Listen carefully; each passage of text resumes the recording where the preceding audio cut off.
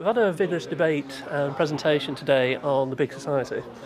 What do you think we might do in terms of using the current economic climate to actually benefit the development of the big society? One of the big problems with British public policy in the post-World War II period has been a tendency towards a high degree of centralization and a high degree of central control.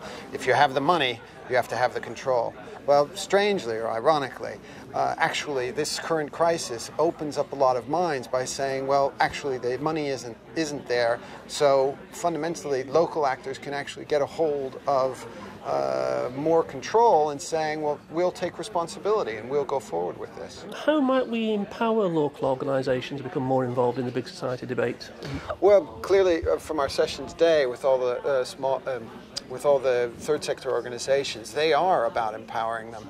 And fundamentally, if we can find a way to get more government support for social enterprise, social organizations, that really will do it. Hopefully that can be built into this concept of big society, whether that's possible or not. Well, that's what this meeting was all about.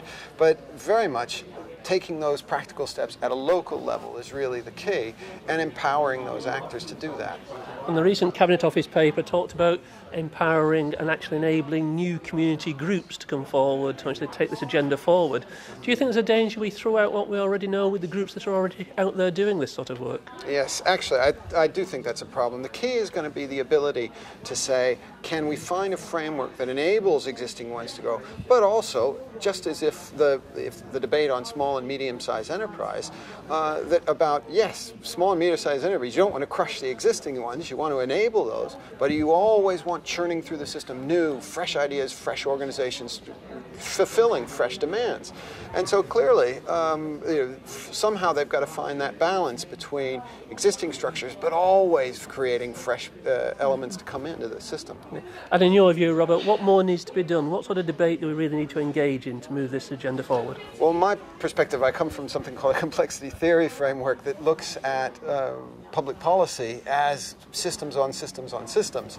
And in essence, one of the key problems, as I said before, has been, if you like, overdriving centralization that's always infected the British system.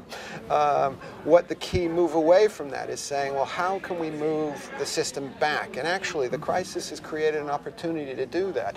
So I think this current environment creates the opportunity for a way forward for those types of small-scale changes, where meetings like this that we've just been attending actually map those out in small-scale ways, and that Liverpool in the Northwest can be a sort of growth room for that, and hopefully that can be taken forward. Robert Geyer, thank you very much. Thank you.